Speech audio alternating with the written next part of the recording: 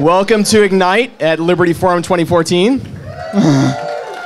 So the way this is going to work, the idea of Ignite, if you're not familiar with it, is that things move along pretty quickly. So we are going to have speakers that are going to have 5 minutes each.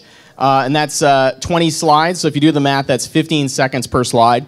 And they don't get to advance the slides themselves. They advance on the clock every 15 seconds. So they really have to keep it moving. They don't really have a choice. So what we're going to do is we're going to have 3 blocks of speakers. We're going to have 6 speakers, and then we're going to have a 10-minute break. And then we're going to have another 6 speakers and another 10-minute break, and then 4 speakers.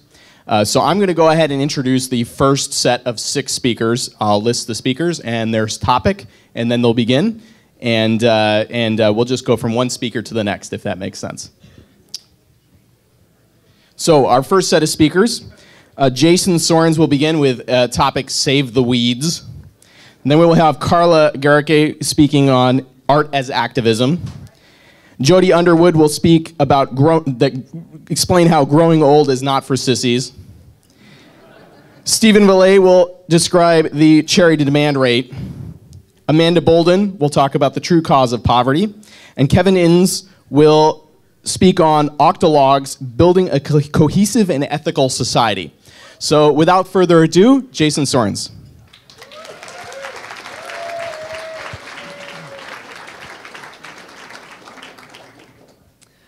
All right, let's see how this goes. This isn't political at all. It's Save the Weeds. It's about native plants. And that was all I had for that slide. All right, so some facts up here, and you can connect the dots as you would. 95 to 97% of the 48 states' land area consists of human-disturbed habitats. The land area collectively occupied by U.S. lawns equals a landmass greater than that of Pennsylvania, New Jersey, and Delaware combined.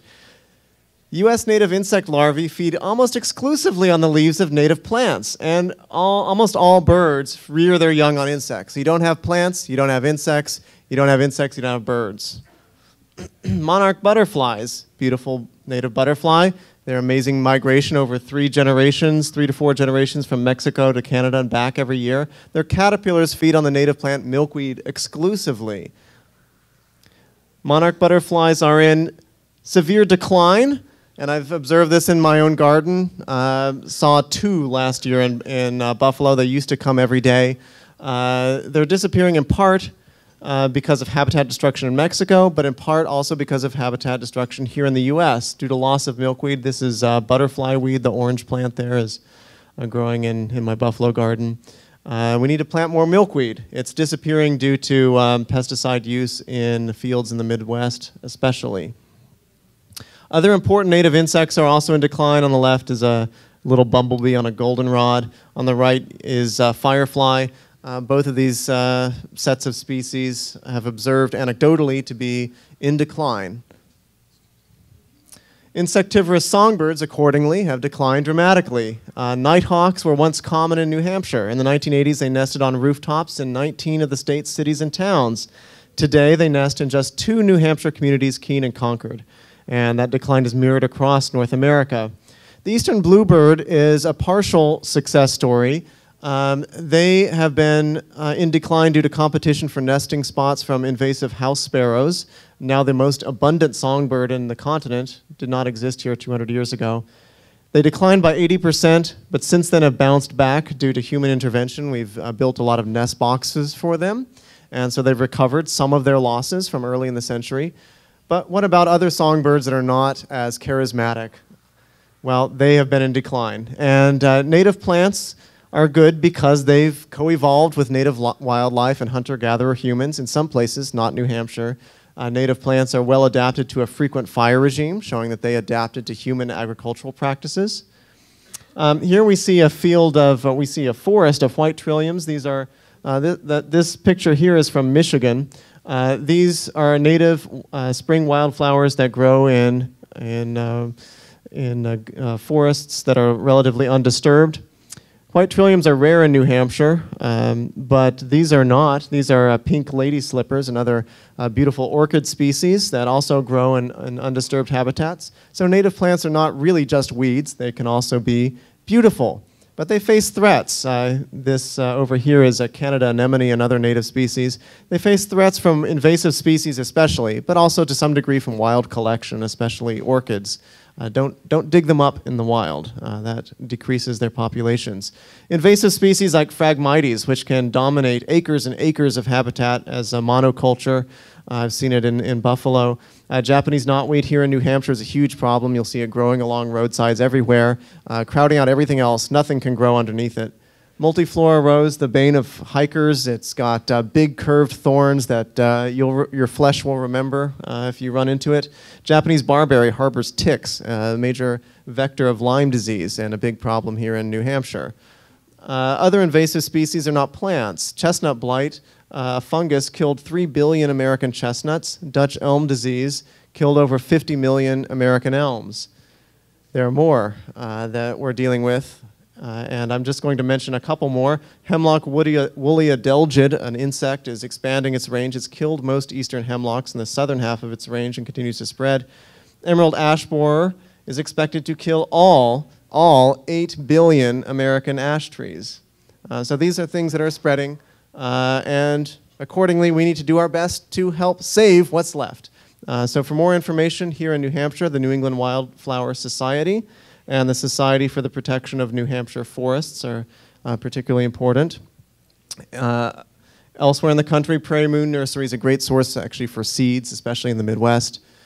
Books by Bill Kalina I would highly recommend, as well as the book by entomologist Douglas Tallamy called Bringing Nature Home. Thank you.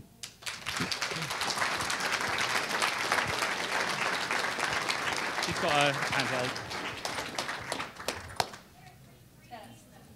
Test. All right. So I can go before the slides start, right? The race is on. Art as activism, also known as how not to do an Ignite talk. 1, choose a ridiculously pretentious and complex topic. 2, get drunk and pick your slides an hour before the submission deadline. 3, review the slides in the morning and realize you could speak on any one of them for hours. Decide to ignore the slides and give the talk. 4, panic. Listen to your friend who's like, hey, it's all about art. It doesn't matter. Recite a poem. Get Kipling's If. Practice in the mirror. 5, try and narrow down the topic. What is art as activism? Or what is activism as art? Realize this topic involves defining art. Then realize this is a question that has plagued mankind for millennia. Try it anyway. So here goes. I wanted to give this talk because I wanted to provide a better framework for people who want to do successful civil disobedience. Instead of fighting the state on their terms, which is violence and bullying, what if we made our interactions with the state about being fun and playful, and it would have been good if the slide, yes, it was here, poignant, provocative, and thoughtful. The Supreme Court once said, it's difficult to define pornography, but you know it when you see it. So too, I believe, you will see effective, artful activism when it's done right.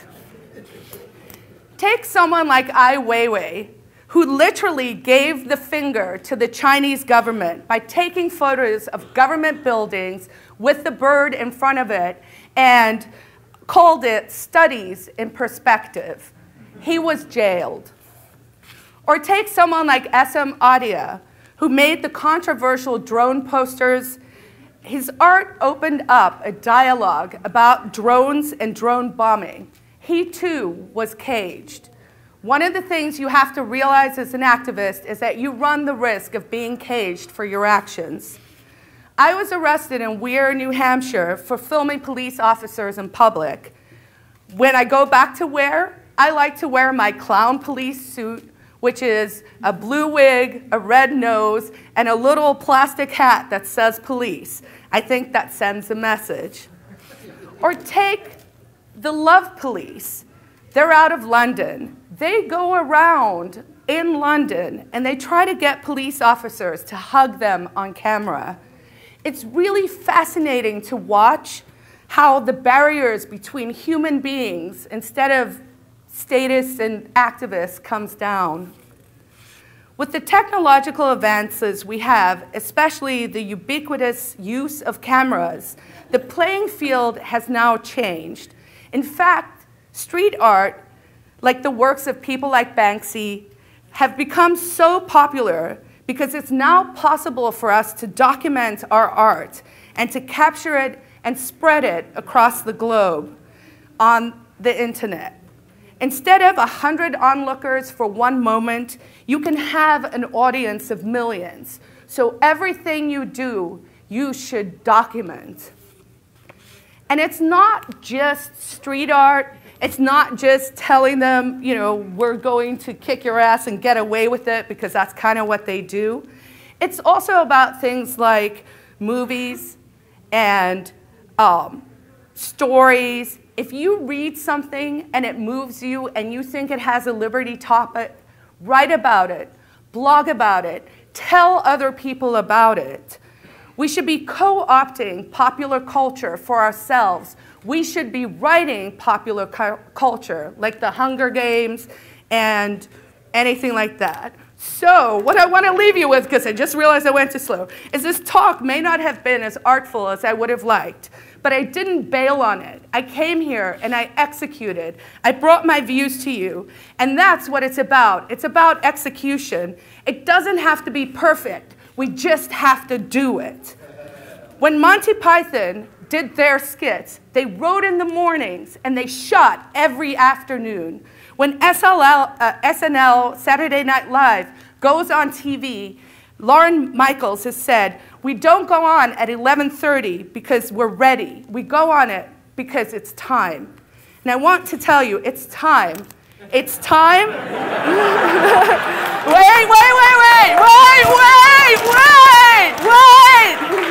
It's time to focus on our creative juices on the state.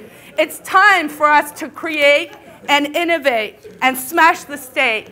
Make art, not war.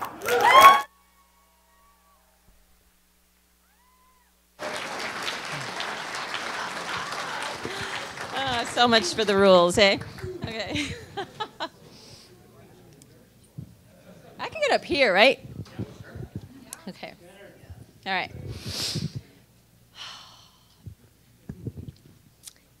And as soon as I start, it starts, yeah? Okay. What? I am. All right. All right, so nobody likes to think about growing old. And yet we're all going to have to deal with it someday, one way or another. I'm going to share with you some experiences I've had helping my mother in her growing old. And so this is my mother when she was about my age, and this is how I think about her. This is my father, who died about 20 years ago. This is my mother today. She's 84, and she's starting to act like a 5-year-old. Now, the thing about 5-year-olds is they don't reason as well as a 12-year-old or a 17 or 27-year-old.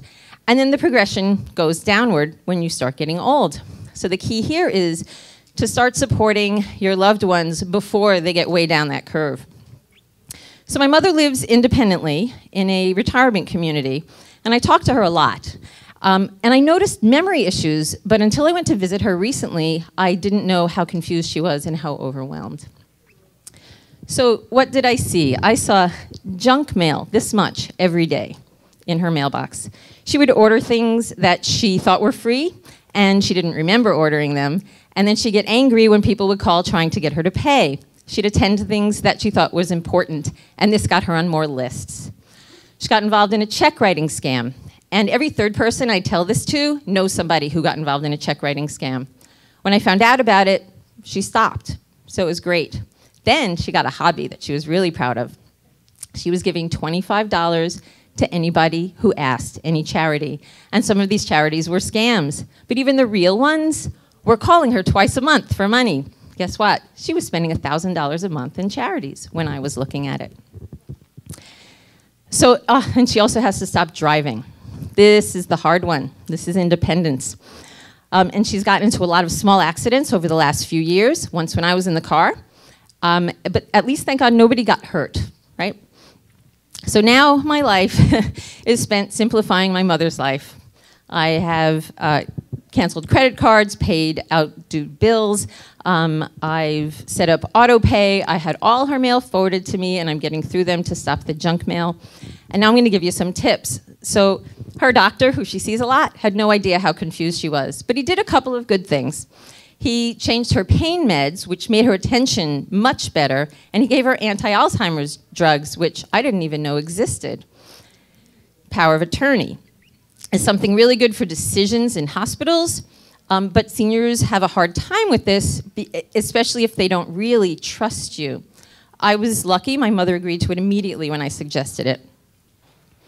I have a tip here for anybody who's asking for money. You write, take me off your list on their form, you put it in their envelope, you put their address on the return, and you don't put a stamp on it. We never hear from these people again.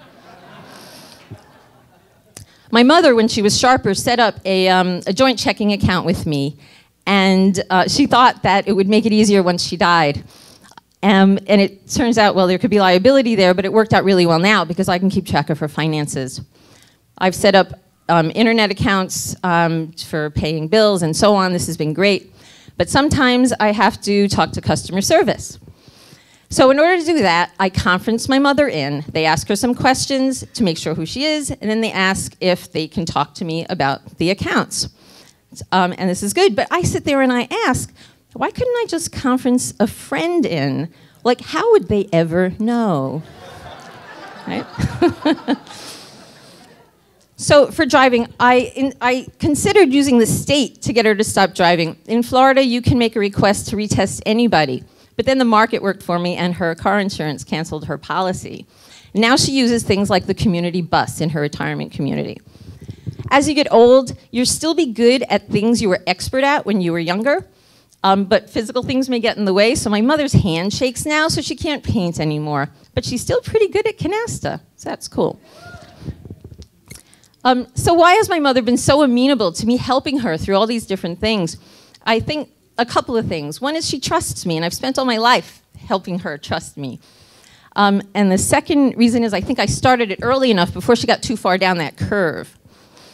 Her attitude has been great. She actually called me all excited the first time she took that community bus. Like, wow, it works. And me, I learned to be patient with her, although I have to say sometimes I need a little help from my friends. And finally, I think I've been gracefully helping my mother grow old. I think we can all gracefully grow old. Exercise, particularly dance, is something that can help you both physically and mentally. And we can die gracefully, although that's a topic for another time.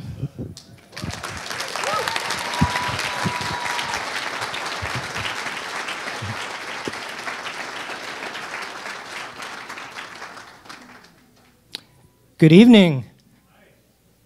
I'm Steve, and I love small government. But there's one pragmatic area where I just don't know if I agree with most libertarians. It's a fact of life that some people legitimately can't earn enough to get by, for various reasons. Most libertarians say that private charity would be enough to take care of them. The big government folks say it wouldn't be enough, and I'm afraid they may be right about that. Now, I get that it's immoral to force people to help others through taxes. On the other hand, mobs of desperate, hungry people would be a practical problem, if nothing else. So it's an important question whether charity would be enough. Okay, here's a chart showing income for some group of people in increasing order. The blue line shows the total of basic expenses like food, housing, and health care. It's a wiggly line because it can vary a bit. Anything above that is discretionary income. That's the green area.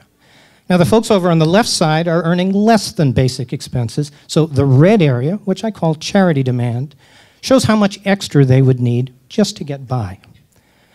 Okay, then, the charity demand rate is just the total charity demand as a percentage of discretionary income. So it's a measure of how generous people would need to be to make the thing work without welfare. As an example, Let's estimate the US charity demand rate for 2012. I'm treating these 4 categories of government spending as welfare. And let's assume it's all legitimate charity demand. A bit of a stretch, I know. Okay, discretionary income will include these 3 shaded categories of personal expenditures. On the next slide, I'm going to add personal saving, and I'm also going to add back the taxes used for welfare. So, if this is accurate, then the US could have gotten by without welfare in 2012 if everyone had donated 23% of their discretionary income. Okay, so how would things look in a libertarian society? Well, charities would probably do better than government at motivating people to work hard and earn as much as they can. So that'll help reduce the charity demand rate. But I still think the rate would be higher for a different reason. Let's talk about creating money out of thin air. The Federal Reserve does it. Local banks do it when they issue loans. It's what causes inflation. It's why the dollar has lost 95% of its value since 1913. It's been going on for so long, it feels normal. We've never known any other way. But if Bitcoin goes mainstream, we will know another way. Bitcoin doesn't let bankers create money out of thin air. That's part of the appeal of Bitcoin. Okay, but how does this affect the charity demand rate? Well, I'll tell you in a second. Every time a dollar is created out of thin air, that artificially inflates total income, and not just by $1, because whoever they spend it on will probably turn around and buy something from someone else, who may turn around and buy something else, and so on. So without all this money creation, discretionary income would be a lot lower, which means the charity demand rate would be a lot higher. Honestly, my fear is that in a sustainable society, the charity demand rate is more than 100%. That is, charity demand exceeds discretionary income. If that's the case, then once money isn't being created out of thin air anymore, those mobs of desperate, hungry people will be a fact of life, and there's no sustainable way to avoid with big or small government. Of course, I hope I'm wrong about that, but here's my challenge for those who say charity would be enough. What do you think the charity demand rate would be in a sustainable libertarian society? Give me a ballpark and then explain how you arrived at it. Show me that it's not just wishful thinking. And for the big government folks, same challenge. What do you think the charity demand rate would be, and how much below that is the generosity rate? That is, what people would donate voluntarily. Okay. I hope to hear from some of you guys. Thanks so much for listening. Enjoy the rest of the evening.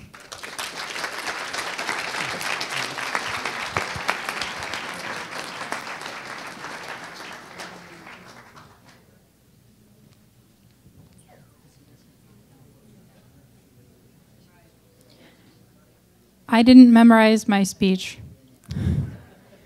So why are people poor? Same topic as Steve, but I have my own take. I guess the typical causes of poverty are usually like a lack of education, a lack of capital or resources, or just the job market.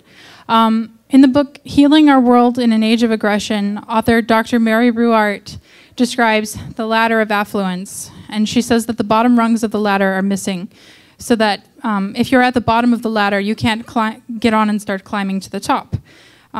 She expands on these ideas about what causes poverty by detailing how excessive government regulation stands in the way of a man making his mark in the world. And I forgot what else I was going to say, but I'm glad I know most of you personally. So 4 minutes left.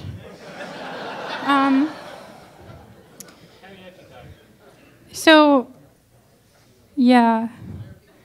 I don't know why people are poor. So So the ladder of affluence, those bottom rungs represent a little more than just like money for college. For Mary Ruard, it also represents the things that you have to overcome to be more than just an employee. If you want to start your own business, it's really, really hard. And on that note, just this morning I was stuck in the auto place and I was watching CNN and there was this talking head, last name Lew, L-E-W, treasure guy, I don't know. So he has treasure. And he said that we have income inequality in America. And he said that the government can fix that if the government can create the kind of workers that the corporations require. So the government's plan for helping people get out of poverty is to make them do jobs. They don't want anyone to be creative or to try something they've never done before or to envision themselves in a new way. They want to tell you, like in some dystopian movie, this is your job and you're doing it because that's what AT&T or Apple wants. And so that's bullshit, obviously. And so here's a pyramid, because I'm going to talk about Maslow's hierarchy of needs. So you know that, so Maslow says that every human has a natural and strong desire to become his greatest self. But before he can accomplish that, he needs, well, I need a sense of self-worth and food and safety before I can even begin to consider what my life's true purpose is. And Maslow also goes on to describe how if a man is doing a job that he's ill-suited for, he's destined to be miserable. So this plays out with people that are working at Taco Bell when they'd rather be, I don't know, working for NASA. And they're unhappy, but because of their circumstances, they have to meet those basic needs, and they can never, I'm going too slow, they can never dream and try to, become their greatest selves. And so for me, that played out with PorcFest. In 2010, Sovereign Curtis put out this call for vendors at PorcFest. And I recognized instantly that at PorcFest, I would be able to have total control over my business, whatever I wanted to do. I didn't have to fill out any permits or go to college, or I didn't have to convince anyone else that I deserved a chance at doing what I wanted to do. And that same afternoon that I decided I wanted to do it, I started to Google how to make ice cream. 4 years later, I'm selling more than 60 gallons of ice cream every PorcFest. I have over 20 flavors. They all have Liberty names like Orwellian Oreo and Lou Rocky Road. And at the time, I was a janitor.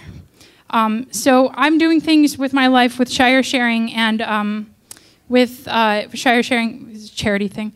And with the ice cream that I never thought I would do. And that's because living in the Free State Project and understanding ideas like capitalism and self-ownership and agorism, I'm willing to go beyond what society told me I'm supposed to do. And that's the structure that we're handed. We're supposed to go to college, get a job, meet a nice lady, have kids, get a 401k, and die. And that's the problem. And that's why I have a tunnel, is because we have tunnel vision. So there's this philosopher, Thomas Metzinger, at current day, and he came up with this concept that I have to pass now. So basically my whole point is that I think that the problem with poor people is that they're buying the line that society and the government are feeding them, that there's only one way to get out of this. And we can inspire people that are living in poverty by introducing them to ideas like I said, self-ownership, agorism, the gray market, the black market. You don't have to get a job. You can make your own job.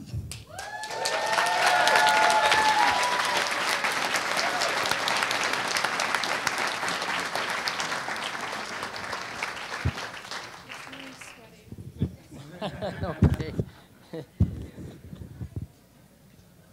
Test.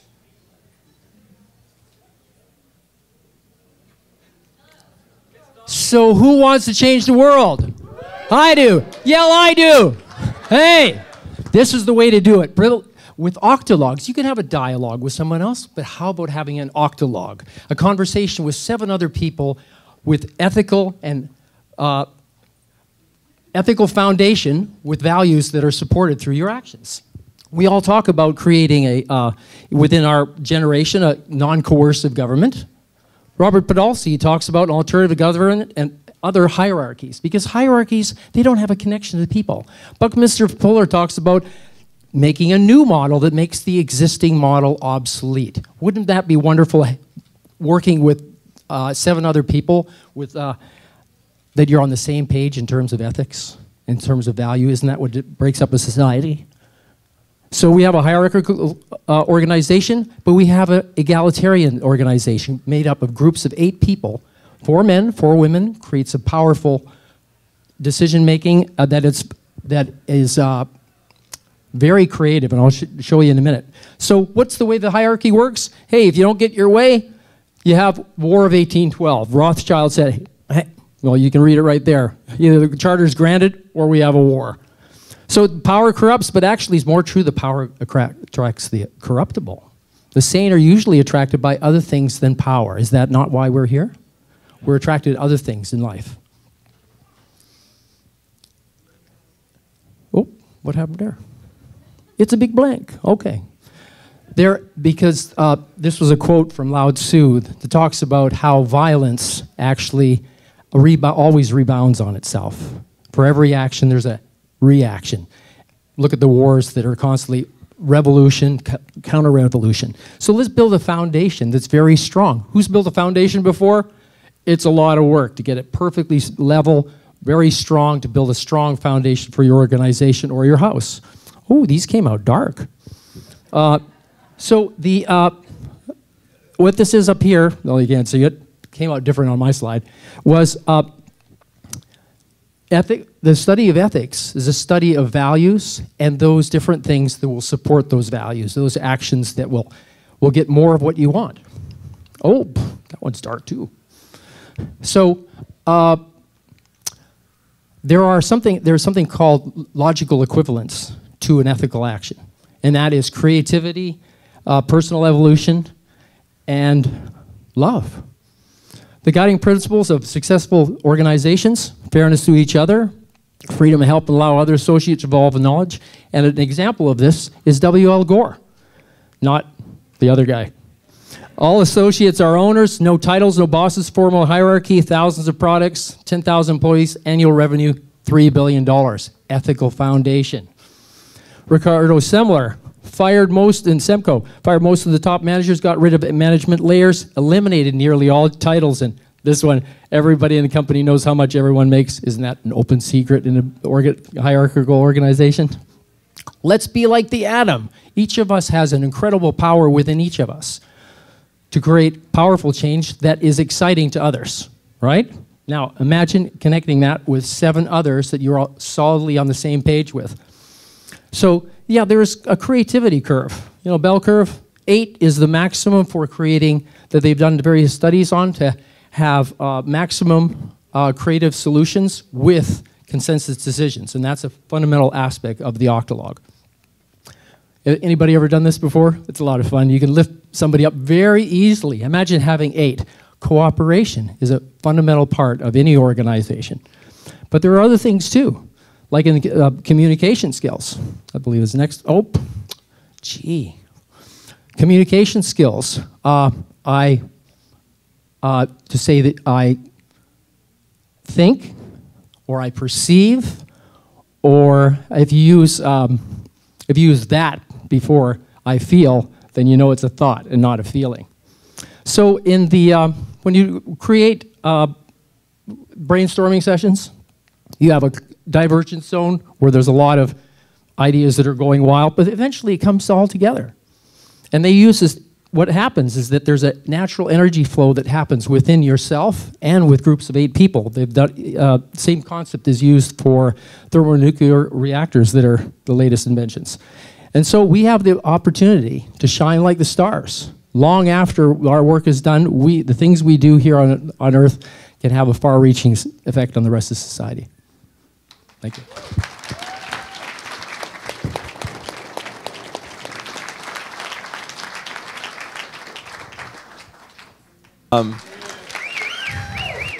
Okay, too strong.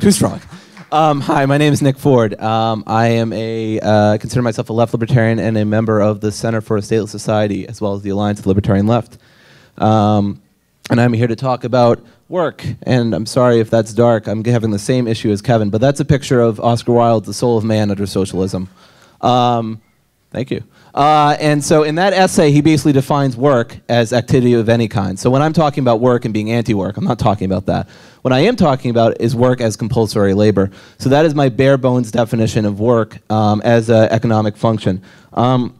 So I'm talking about work that it basically comes out of lack of genuine choice instead of work that comes out of an abundance of choice. So I basically come with this definition from a great essay by the post-left anarchist Bob Black in his Abolition of Work, who basically defines economic work as activity that is defined by political or economic forces that basically constrain our options. So when I'm saying, so what being against work does not necessarily mean is that I support government and stuff like that. I'm still a libertarian, still an anarchist, so I don't support the government, reforming work, and I don't think that's even possible. And a good reason why is because historically speaking, the government has had a big hand in reinforcing the Puritan work ethic, hard work and work even if you don't enjoy your job. And if you want a good book about Puritan work ethic, Renegade History in the United States is a great one. And so, of course, I had to include Dilbert. I'd be crazy not to. So I take stuff from the government with a grain of salt. What it does mean is that a distrust of government, as well as advocating expanding workers and all that kind of stuff, expanding worker choices in the marketplace by creating alternative institutions. A few of these examples of this would be eliminating artificial barriers to entry through agorist actions of independent contracting and establishing counterpower through worker cooperatives. Now, there are plenty of reasons why I think libertarians should oppose work as libertarians, but there are also good reasons not to. For one example, there's this short story called Bartleby the Scrivener, where basically the worker eventually dies from saying, "I would prefer not to." I really apologize about all these images. That is a Yu-Gi-Oh card right there. Anyway, so I don't want people to oppose work just because they want to do nothing. I don't think that's a valuable tactic. So I'm not just advocating for pure idleness, but I am advocating for people to instead want to have more autonomy within the workplace, within our own lives, within a section of our lives that we live a lot in, within factories or workplace or the cubicle or whatever. And one of the reasons why is because I think a lot of the bureaucracy and lack of autonomy that workers have over their choices involved with bosses, because bosses, especially bosses in big corporations, have a lot more bargaining power and social power, as well as economic power, in terms of what the worker actually has. Now, as much as I love the dude from The Big Lebowski, that's actually a picture of him. That's not exactly what I have in mind as an alternative to not working, although I don't have anything against what the dude does in his own spare time. Just like Bertrand Russell in his essay in Praise of Idleness, I'm a big fan of being leisureful, being idle for the sake of being idle, but I don't think that's actually a valuable tactic in the long run to, obviously abolish work, which I support. So some alternatives to work that I would support, and this one actually came out good, is cooperatives. So I think when you share the work with your fellow workers, I think that the pressure on each individual goes down. Also, you have more autonomy. But obviously, not all libertarians like cooperatives. So I also think being your own boss, being your own being an independent contractor is also a worthwhile thing for much the same reason. Hopefully, in review, I've given you good reasons.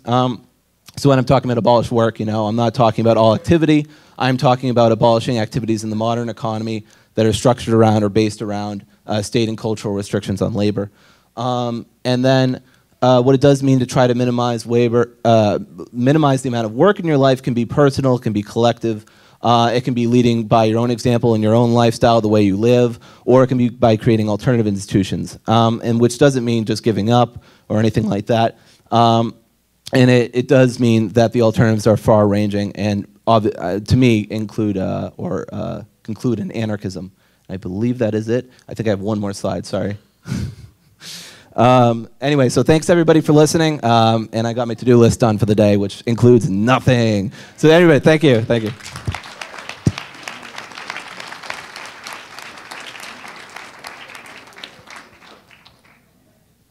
Also, everybody check out Alt Expo.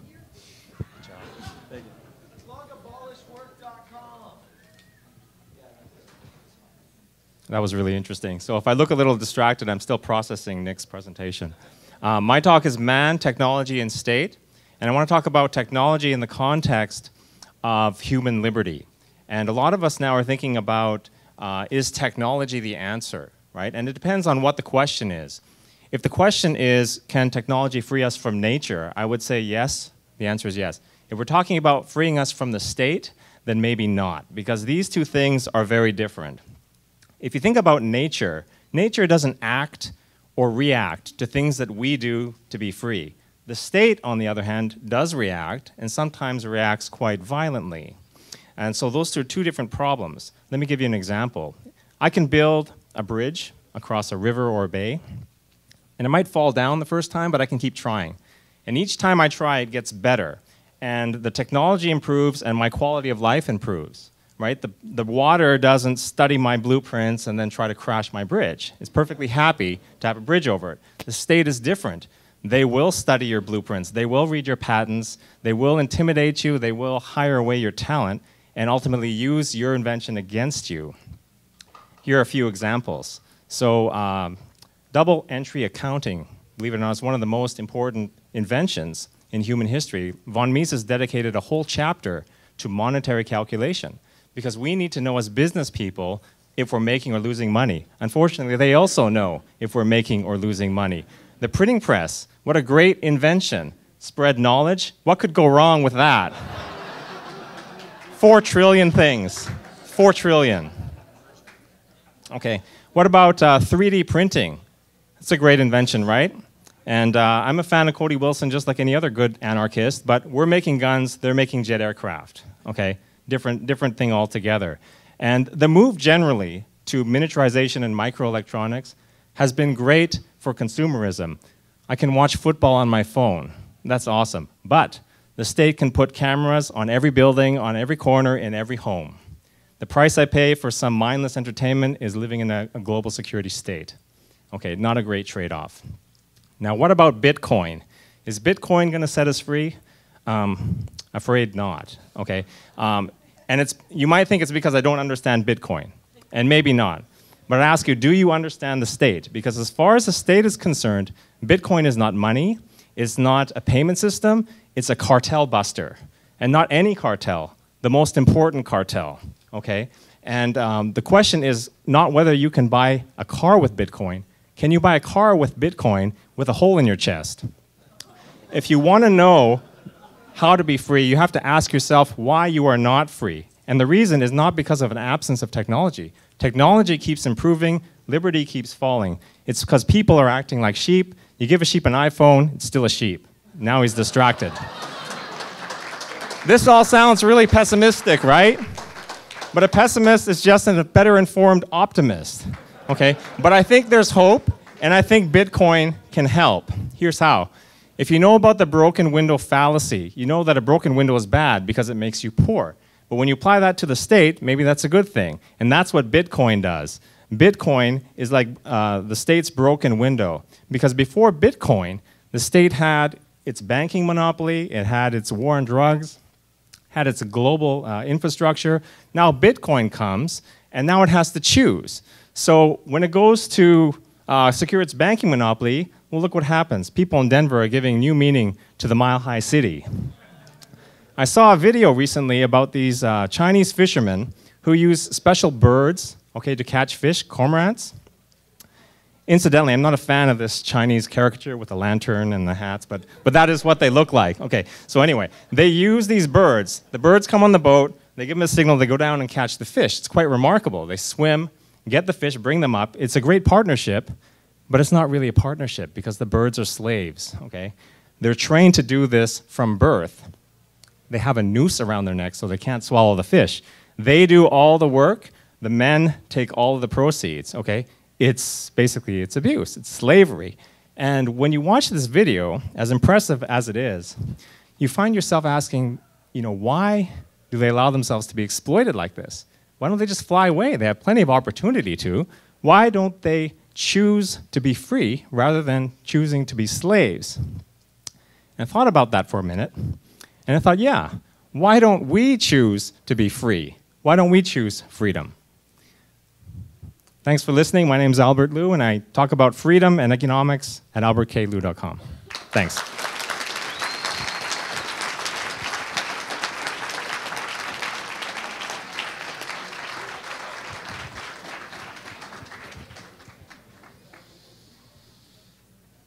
So the wheel is one of our earliest inventions. It goes back to about 6500 BC. So for 8,000 years, people have been using it. And they keep reinventing it over and over and over.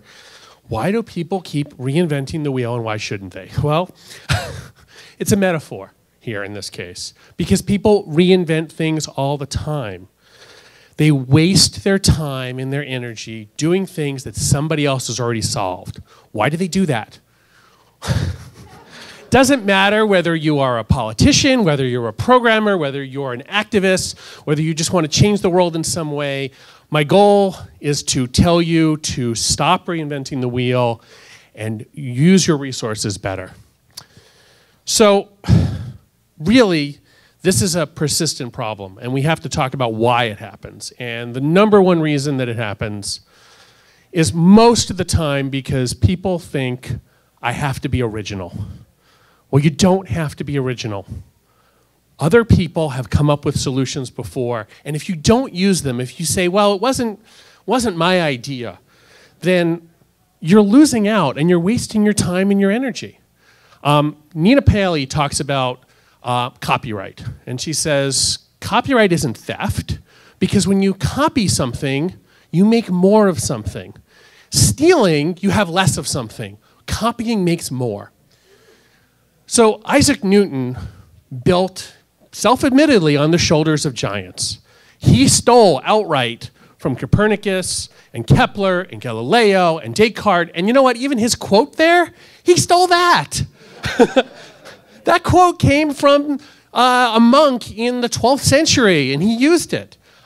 Creative Commons, the idea is we have to start thinking about sharing things. We have to start building on top of stuff and not locking down ideas. Go find what other people have done and how they have solved problems. If you are not researching an area, if you start from scratch and say, I'm going to figure this out, you're missing out because other people have often solved the very problems you're starting with. So why do they do that? They don't do it because of ego. They say, I have to be the one who comes up with the answer. And they have ego issues about, well, I can't just borrow, I can't just buy it off the shelf. This is a persistent problem in businesses. It's called the not invented here syndrome. And it is a disease, according to Linus Torvald. And he would know because most of Linux is built on top of things that already existed. They've just continued working with it, and it now powers most of your phones and most of your computers. And so Marc Jacobs, fashion. In fashion, he says, innovation is an evolutionary process. It's not necessary to be radical all the time. Small, incremental changes. That, I think, is our solution here. We have to stop starting from the ground up, and we have to realize that you can make changes. So this chart here, good, fast, cheap. Pick two. You can't have all three. If you want to make it better and faster, then it's not going to be cheap. And really, it comes down to those three things. You have time, you have money, you have energy. You will not be able to do all three. You have to pick something. Now, most of the time, we don't have a whole lot of time and money, but we want to make things better. And if we want to make things better, it takes time and money. And so what happens is people say, well, I'm going to go ahead and start from scratch. That's the mistake they make. You have to build on the shoulders of giants. You have to find the solutions that already exist and make them incrementally better.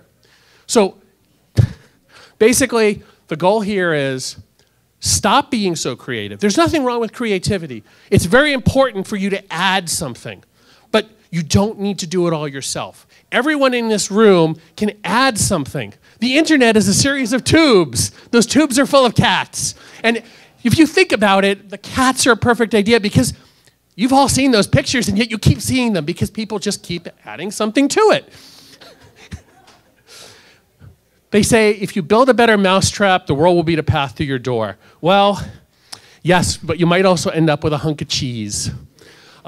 It's really important that you incrementally build so you don't end up with a nest of like that.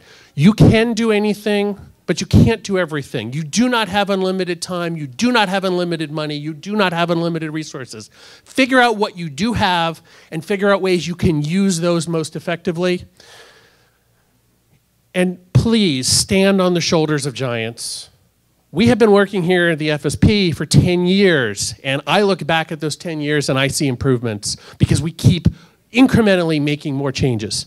Thank you very much.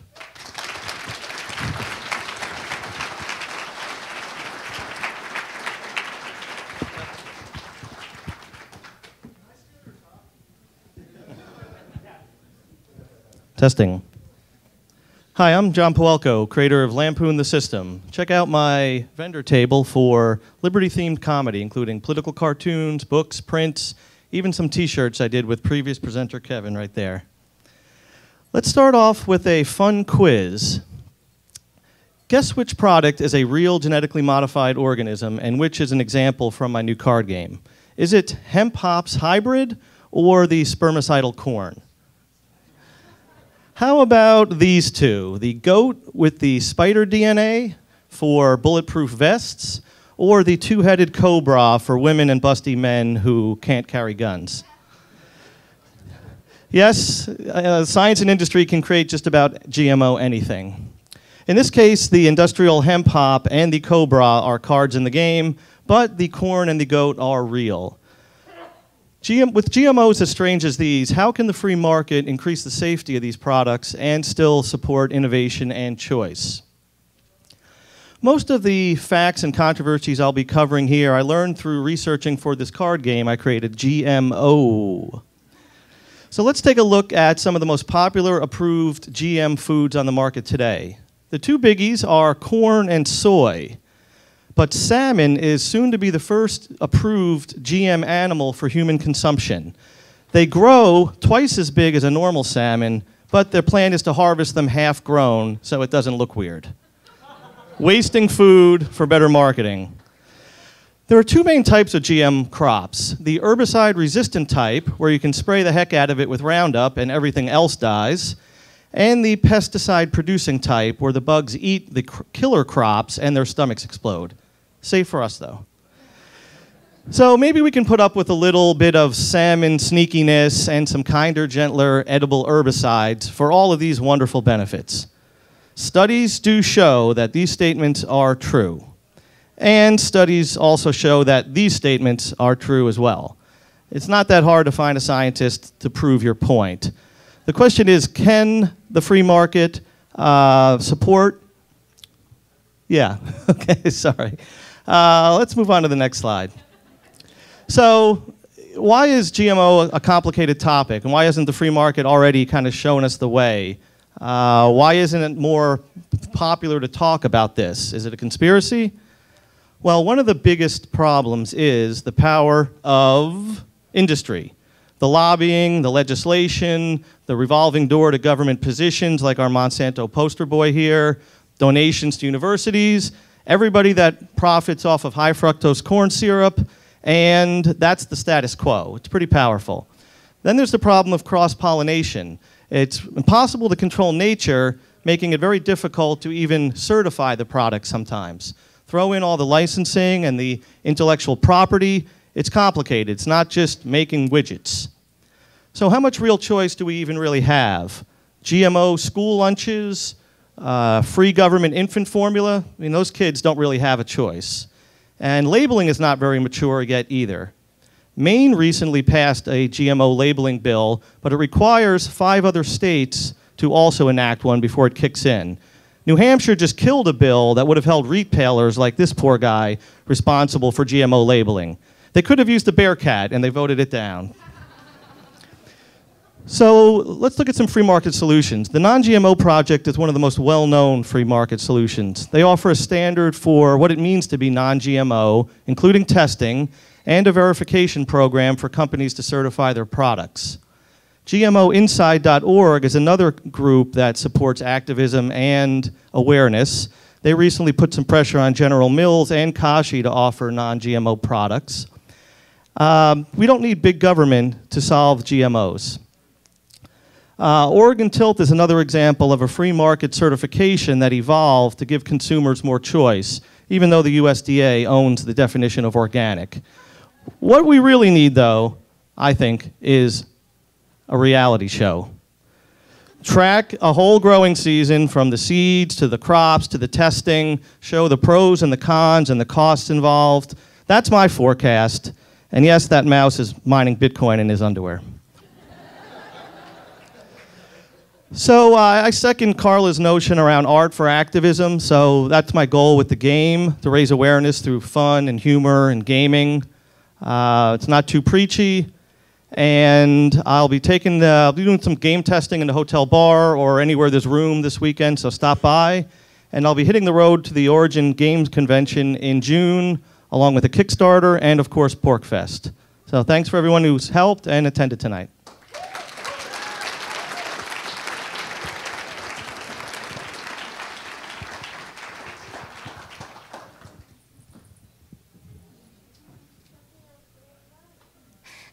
Holy crap, this is a lot of redundancy tonight, but it's good. So I'm talking about why farmers need to move to New Hampshire and be part of the Free State Project. This is my yard from 2009, the second time I lived in New Hampshire, when I was still a statist and thought the government was there to protect me. This is where I started to actually ask questions and figure out that we're not as free as we think we are. And this was taken 2 years later at Occupy Boston in Dewey Square, where I helped organize Occupy Boston.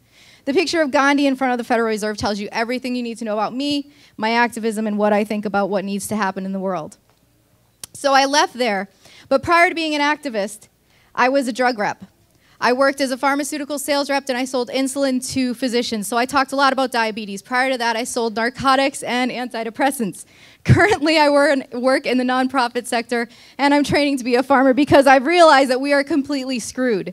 Corporate influence has suffocated our ability to make any decision about how we eat, how we live, what medicines we take, and anything we do, and the only way to fix that is to fix it ourselves.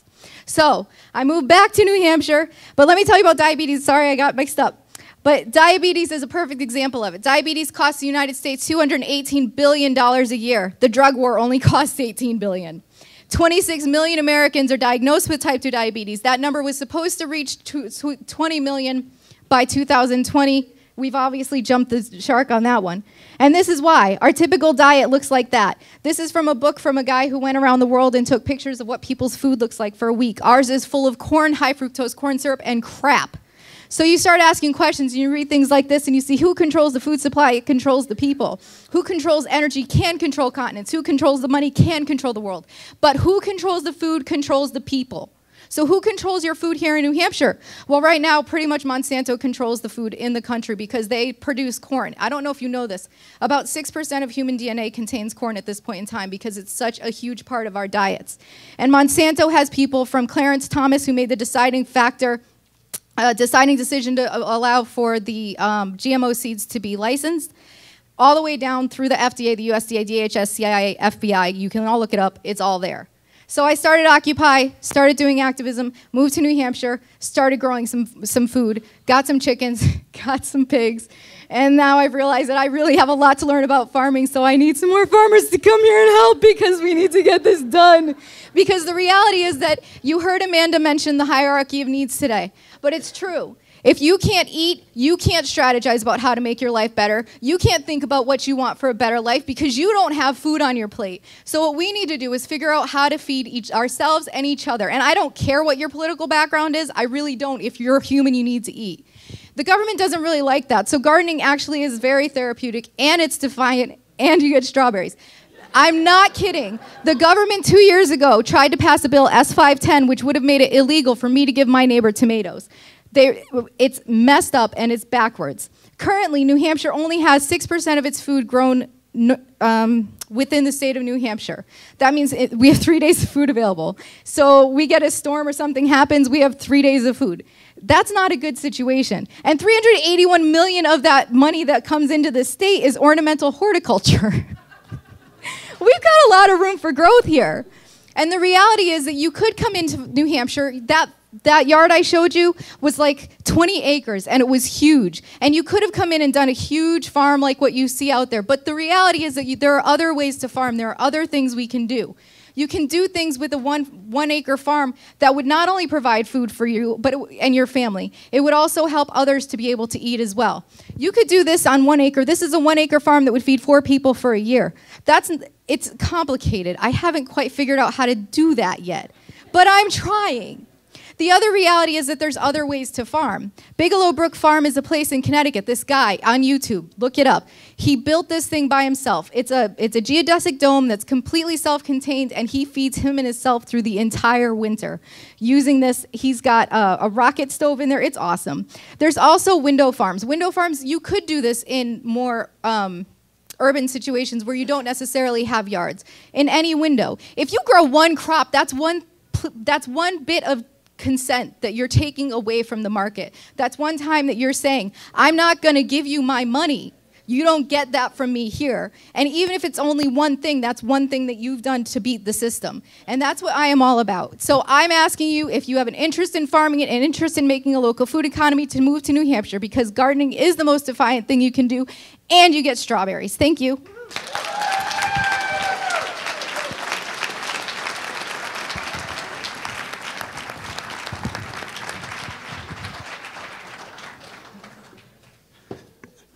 Hello, hello.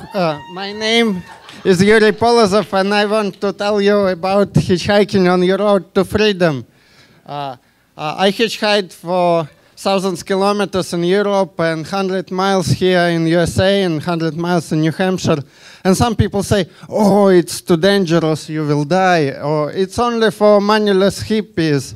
No, actually, it could be really fun, because when you're hitchhiking, you meet new people. You can meet real local people, not just people you regularly meet, waitresses, shop assistants. You may meet people who you never, ever meet otherwise. Yes, hitchhiking could be about saving money, but it's also adventure. You know how you get to the point, but you are not sure who will give you a ride, what kind of conversations there will be. You may share your ideas, people share their ideas with you. Or adventure's not for you, but still your car may broke and you may have no cell coverage. What you do then? Or your car may get impounded by police. Okay, here everybody loves police. No, you may get into trouble.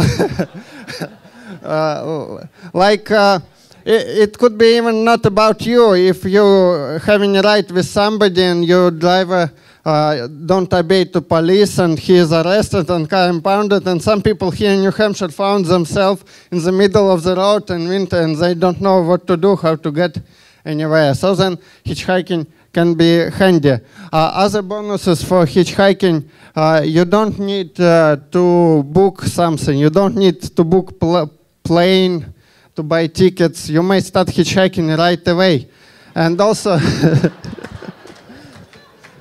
with some preparation, you don't need a registered vehicle for hitchhiking. No, and probably you won't be DUI checked by police. Also, I don't recommend you to drink too much before going to the road. And also, we are talking about surveillance here, and government is looking for you, maybe not doing something, but in places where government is already more oppressive, like Russia, where I'm from, government actually stop people from traveling. Like if there's some oppositional protest, government say, no, we won't allow you to the plane to go there. Or some John Galt shifting. If you learn about freedom, maybe at some point you will decide to not to work, how one of the previous speakers told you. And then hitchhiking could be an option if you are not in the system. So how to do it? Choose your route. Sometimes the shortest route is not the best for hitchhiking, because you sometimes you want road with more cars, and sometimes you want a place where it's okay to hitchhike, not too fast and legal. Also, you need some equipment, like some clothes to be visible and to be comfortable outside, and some signs. You want drivers to know where you're going, what direction on the road, or what city. For example, Keene, New Hampshire. I'm going to Keene. So, and place, you want to be on a place where you're visible to most drivers and where they actually can stop for you and pick you up. So you want them to be slow and, for example, railroad crossings is the place where usually drivers slow down.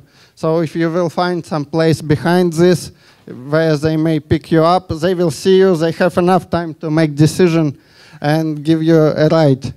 I can't tell you everything about hitchhiking in 2 minutes, but be a real prepper. Read material. So you may ask for trial if you will hitchhike first time with somebody who knows what he or she is doing. It's good. And actually, there are even more fun to hitchhiking. Some people say, oh, we have kids, we have dogs, we can't hitchhike. No, people actually hitchhike with heavy objects, with dogs, with kids. Some people hitchhike not on cars, but on trains, on ships.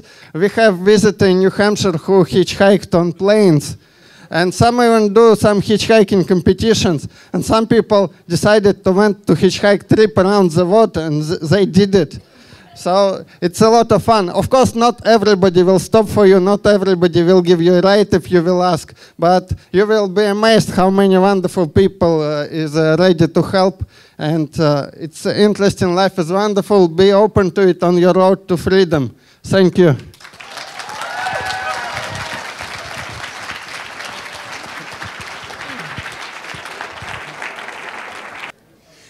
Hey, my name is Brandon Navom, and my topic is called Pornology. What happens when pornography and technology hook up?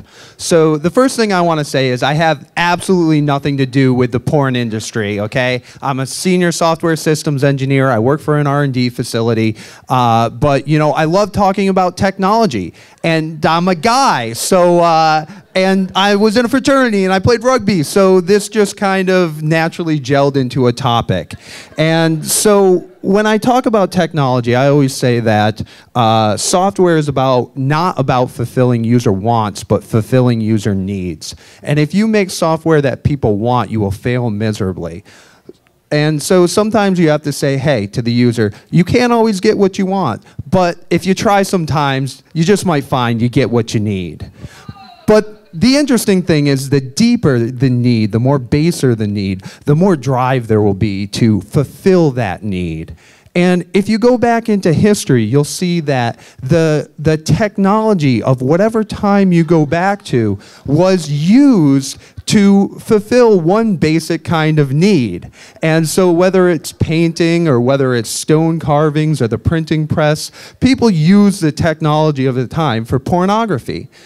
The first movie was in 1895, and yet less than 2 years later, there was the first documented pornographic film. Moving along to instant film cameras here, the marketers knew damn well what this was used for. You know, there was no secrets here. And it was really interesting because this was the part where technology actually started to drive innovation. So the VCR, we wouldn't have VCRs if it wasn't for pornography. I mean, these things came out, they were exorbitantly expensive. The only people who were gonna like pay that much money were people who wanted to see other people bumping uglies in the privacy of their own home. Then the internet comes along and people realized they could get whatever they wanted, wherever they wanted, however they wanted. And by the year 2000, 60% of all websites were adult related. Yeah. Live chat. I mean, you guys thought this was created to talk to tech support? I mean, this was completely driven so people could have a one-on-one user experience with your favorite adult star. Online payment systems. This was, again, completely driven by porn. The first actual purchase online was for pornography. And today, porn rakes in upwards of $1 billion annually. Yeah. Broadband, you know, once they had it, they needed to get people there quicker. If there was ever a great quote, it was the fact that nobody had a greater need for a bigger, fatter pipe than the pornography industry and its users. Hotels. One study showed that 50% of all hotel users are ordering pornography. And this actually drove things like on-demand television. In fact, most of modern day technologies on the internet are driven by pornography. One professor who teaches about this said, yeah, they're kind of the shock troopers of the internet. Streaming video. You thought that like Apple came up with streaming video on your iPads? No. It was actually a pornography company who wanted to be able to have their products available to people on tablet devices. Today, 30% of all web traffic is porn. And over 60% of all porn is now viewed on a smartphone or a tablet. It kind of makes you want to think twice before borrowing someone's phone, doesn't it? Now you know why screen protector sales do so well.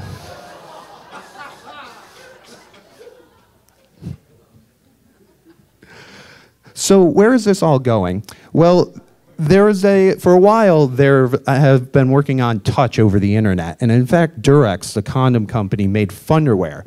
Underwear you can put on, and your partner can touch you over the internet and stimulate you. I figured out, they finally realized the promise of AT&T, because now you can, in fact, reach out and touch someone. So technology, you know, it's amazing. It's all the same. It's all fulfilling the same needs, and the questions may change, but the need is always going to be there. So thank you. My name is Brandon Navom. Hit me up on Facebook. Hit up my email. You've been great. I love you guys.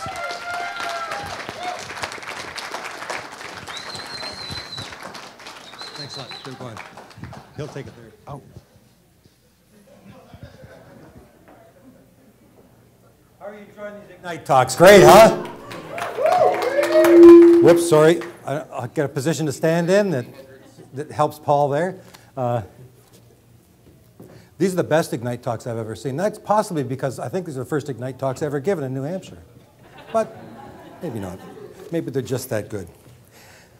Ladies and gentlemen, my name is Dennis Corrigan, and I've run for office in an environment where libertarians were mighty thin on the ground. Compared to the early mover total of 1,500, in all of Canada, we just had 1,100 members in the Libertarian Party. I was the Libertarian Party candidate for Prime Minister of Canada. These are two well-known Canadian libertarians. And I led a record number of 88 candidates in the 1988 federal election. The LPC got 0.25% vote. Immediately after, I moved to the US. It was my own version of the Free Country Project. I've worked on teams to recruit record numbers of candidates, libertarians in Massachusetts, and major party Liberty candidates in New Hampshire for the last decade and a half. The Free State Project is the best chance we have to achieve a libertarian goal of a free society. Why? Well, it wasn't working when we were spread over a lot of different states and even a lot of different countries. We needed concentration in one location. So if lots of people sign the statement of intent, and that triggers the call to move, and then a ton of people move, well, then we might have 20,000 Free Staters then. Then we'll have it made in the shade, right? Wrong, wrong, wrong. We've only taken one step. 20,000 of us in a population of 1.3 million is a ratio of 65 to 1, 1.5%. Better than mere dozens of people at Libertarian Party events, yeah, but not a majority by a long shot. There was always the need for a second step. Actually getting libertarians elected was always what was needed to get us to the next level. And if a big chunk of the 20,000 movers run, then lots of us get elected. Lots of libertarians in the State House means bad laws get repealed. It means good laws get passed to reduce the power of the state, in theory. Inspiring many more movers to show up, help push the ball forward, wash, rinse, repeat. More elected officials, more laws off the books, more movers. This is how we march towards a free society. To quote Jason Sorens in his original article, once we've taken over the state government, we can slash state and local budgets. But nothing will happen, even after a massive move to New Hampshire, without the extra commitment after the move to run for and win election to the State House of Representatives. Serving in the State House is the best form of activism. FIJA outreach was achieved with 1 vote. New Hampshire was the first state to enact jury nullification, and it was relatively easy because Liberty reps were there to get it enacted. It's more effective to get elected and vote for Liberty than to hand out flyers to jurors. Election to the State House yields the best return on investment. To reduce the size of government, let's use the existing structure to make this change instead of dreaming of it. Mark Warden, he chose where to live, a multi-rep solid Republican district to enhance his chances of election. He influenced all the reps in his district and many others in the House. He introduced 2 bills I helped write to legalize marijuana and ban asset forfeiture. Manchester Ward 11 is unique. The 2 reps are both Free Staters and very important ones, Democrat Joel Winters, Republican Emily Sandblade. This is our model, our goal for every multi-candidate district in the state. Tim O'Flaherty has been called the most influential anarchist in the country. Tim cast a single deciding vote to permit him to beat a fellow Free Stater, and he's introduced 17 bills, including the NDAA nullification bill and an asset forfeiture bill. Then there's the Maguires. When I moved to Epsom, New Hampshire, I took my car for an oil change, and a lady behind the counter heard me grousing and said, "You sound like a libertarian." Thank you, Dan. Thank you, Carol. I could go on and on. But Free Staters in the State House are too numerous and successful to detail. I want to tell you about Seth Cohn, Laura Jones, Michael Sylvia, Jen Coffey, and others. So ask us at our table. Last year, we started a new political action committee whose mission is to reduce the size of government in New Hampshire by recruiting liberty-minded Democrat and Republican candidates to win local and state elections. You can win with 0 budget and no campaign. Name on the ballot can win elections here. Imagine New Hampshire with 100, 200 Liberty state reps. What's your dream legislation? Let's encourage people to run and to vote. Sign up at the Get Involved table. Thank you.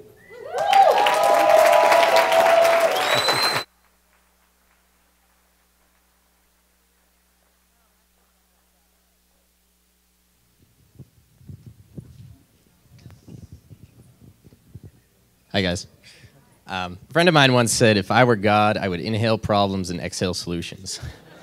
Love that picture. Now, I think that's a sentiment that pretty much everyone here can get behind.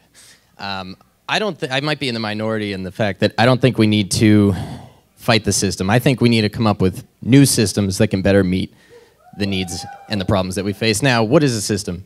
A system is an interconnected set of elements that's coherently organized in a way that achieves something. The system that we have, the centralized industrial system, achieves the something of producing our food and energy, but it does so in a very unhealthy and inefficient way.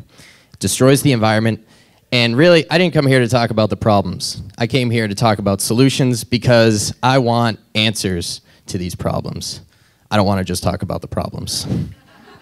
Subtitle to this slide was, I want answers. Tickle him until he talks. Now, the answers I want to talk about are 3 simple solutions, 3 interconnected set of elements that work cohesively to accomplish the something of getting you off the grid without requiring you to plow a field for 12 hours a day and live like a peasant farmer. The first thing I want to talk about is called a rocket mass heater. A rocket mass heater, also known as a rocket stove, some of you may have heard it. This is an ultra-high efficiency, multi-purpose wood stove. It burns wood, but it can also burn paper, biomass, pretty much anything flammable you can put into a rocket stove to generate heat. The secret to the rocket stove, instead of like a traditional fireplace where all the heat gets sucked up the chimney, a rocket stove vents the heat through a thermal mass, such as a stone bench, and that will hold the heat for a longer period of time. So you can get the heat from a 3-hour burn to last for 12 hours to be slowly released throughout the night. So you only have to burn your stove twice a day. People have gone from heating their homes with 4 cords of wood down to half a cord of wood with a rocket stove. Some people have built them undetected in cities because they burn so cleanly and so efficiently. Some people have even heated their homes using only deadfall from their property. They've just totally given up splitting wood altogether. So this is a great solution because you can build an oven into your rocket stove that'll bake bread, you can cook on it, and it can provide all of your energy needs all year round. Now another interesting solution I want to talk about for meeting your energy needs is a solar cooker. This simple device reflects the sunlight onto a single point, kind of like a magnifying glass, which then generates enough heat so that you can cook without ever needing fuel. This stove never requires maintenance, and they can be purchased online for under $300, or you can make one yourself out of an old satellite dish and some scrap metal. So this is a great solution to being able to cook without electricity, should the grid go down for any reason. Now, I love what Theresa was saying earlier about food is freedom. This is an aquaponics system. An aquaponics system uses water instead of soil to grow food. The water comes from a fish tank. The fish tank houses dozens of edible fish. The fish waste provides the nutrients for the plants, and the fish are harvested multiple times of the year to provide you with protein for your dinner table. So this system is totally self-contained. You can grow enough food in a 200 square foot space to feed up to 8 people. So you could convert a room in your house to run on an aquaponics system, run it on solar panels, and be totally independent from the industrial food system and oil-based utilities. That's the kind of freedom I'm talking about. And I think one of the biggest mistakes in talking about finding solutions to problems is the idea that a big centralized system can or should provide for everyone's basic needs. To me, freedom is getting away from this system and being legitimately self-sufficient by producing your own food and energy. And that's exactly what these solutions do. Now, obviously we're not going to change the system overnight. I believe this is something that needs to play itself out over a long period of time. But we have to start somewhere. And again, like Theresa was saying, food is freedom. If you can't produce your food, you don't have freedom because you're dependent on the system that you're trying to fight against. So this interconnected set of elements is coherently organized in a way that gives you the ability to cook, the ability to heat your home, the ability to feed your family without ever having to rely on oil-based utilities or the industrial food system. And I encourage everybody to investigate these systems. You can build a quality aquaponics system for under $2,000. You can build a rocket stove for under $100, and you can get a solar cooker for scrap metal at the local town dump. And I really think if we start really learning how to live free, nobody will ever have to die with the grid. Thank you very much.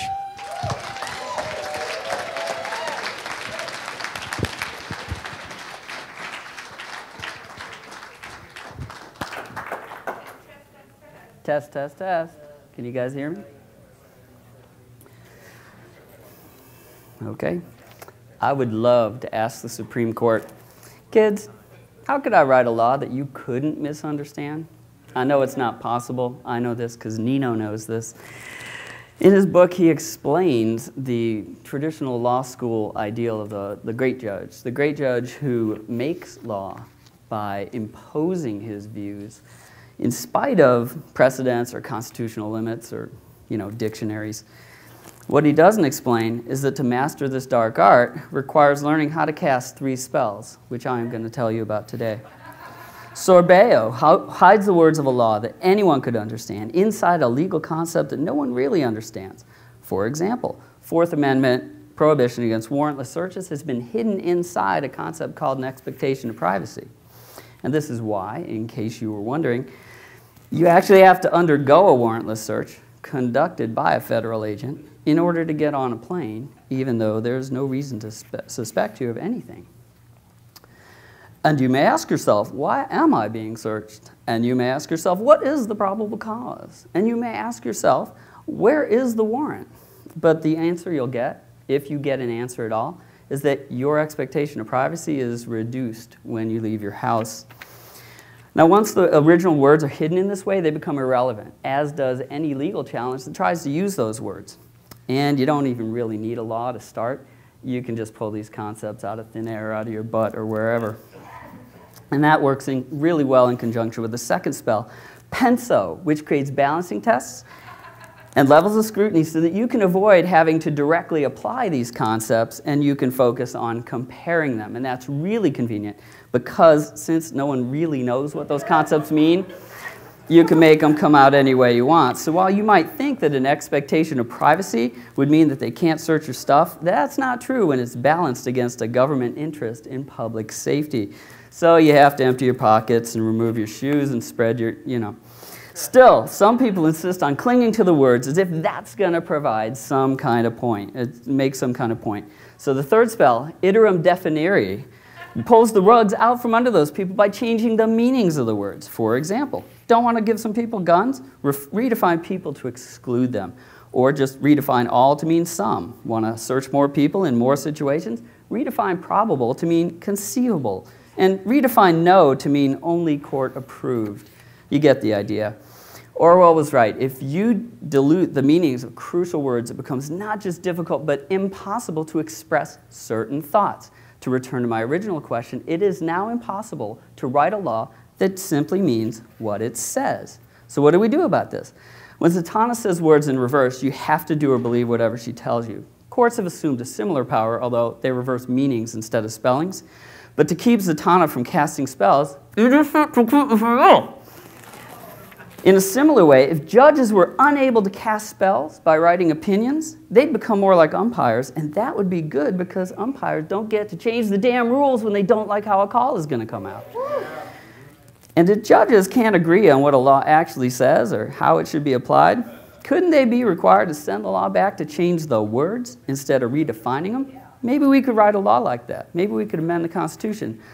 Unfortunately, in 1803, Chief Justice John Voldemort Marshall cast a spell so powerful that even the descendants of his fellow citizens still believe that the courts get to say what the law means. And until that spell is broken, writing more laws can't solve this problem. But what if it's not our problem, but their problem? A concept fundamental to the idea of the rule of law is that if a law is ambiguous, you can't punish someone for breaking it. That law is void for vagueness. But there's no longer any such thing as an unambiguous law. Even the people writing the laws don't know what they mean. These three spells have been overused to the point where they brought us to a legal singularity, the point where any law, if it's made of words, is void for vagueness. Now, if one person argues this, they may think he's nuts and try to ignore him. If two people do it in harmony, but can you imagine 50 people a day? I said 50 people a day walking in saying void for vagueness and walking out, they may think it's a movement, and that's what it is. It's the live free or die anti-Voldemort movement, and all you got to do to join is to say void for vagueness the next time you find yourself in court or in a legislature. And while you've been searching for the keys to your cuffs, the chains that connect them have been dissolving. While you've been looking for liberty in your lifetime, it's been sneaking up behind you, and with a little unexpected help from some unsuspected allies. Thank you.